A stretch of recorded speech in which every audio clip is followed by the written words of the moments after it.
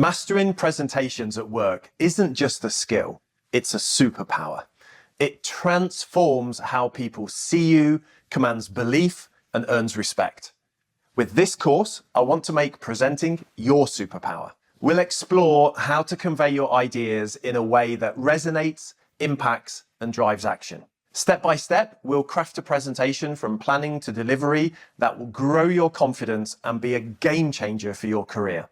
This course is about unlocking the most powerful and confident version of you. My name is Spencer, and I've spent 15 years coaching people just like you to turn presenting and speaking into an unfair career advantage. Should we get started? You've been told that next week you'll be presenting your quarterly digital marketing update to the CMO.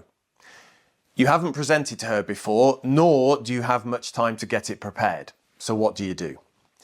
This course is going to walk you through step by step how you can build your presentation, tailor your messages, build your reputation as a trusted advisor, and deliver a presentation that persuades your audience. I recommend opening a document where you can follow along and start planning a presentation that you need to do in the future. Let's start with the two most important questions we need to ask when starting a project such as this. Who's it for and what's it for? Let's start with who's it for? Well, it's for our CMO, but who is she? What does she believe? What is she expecting? Have you ever paused to think about what a typical day looks like for a senior executive?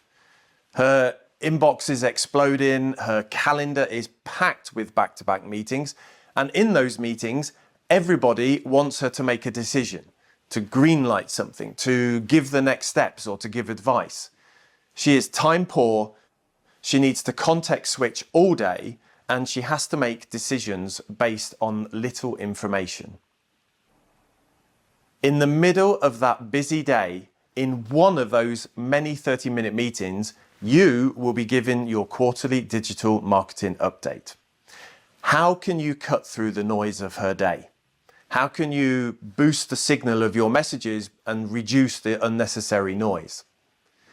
In short, it's about empathy.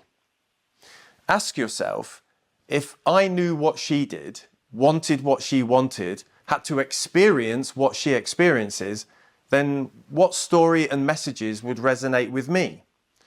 Well, she might want key messages and insights clearly communicated because she is time poor, your campaign results connected to broader company goals, such as revenue, clear, actionable insights rather than just data, a focus on outcomes, such as lead generation and customer acquisition, and a clear ask with recommendations for a preferred option. The second piece is what's it for? Yes, it's to give an update on what you've been doing and will do, but why have you been asked to do it? You want to be seen as a trusted advisor. So what do you need to communicate? It could be one or a multiple of these things. How well are campaigns doing against KPIs? Strategic insights into customer behaviors? Potential risks or challenges, and which activity has yielded the best return on investment. And maybe you want to prove that your campaigns need more budget next year. For our presentation, let's go with which activity has yielded the best return on investment and should receive more or less budget allocation next quarter. Now's a good time to pause and take a moment and get clarity on who's it for and what's it for. Write it in your document. It will make deciding what you put in your presentation much easier.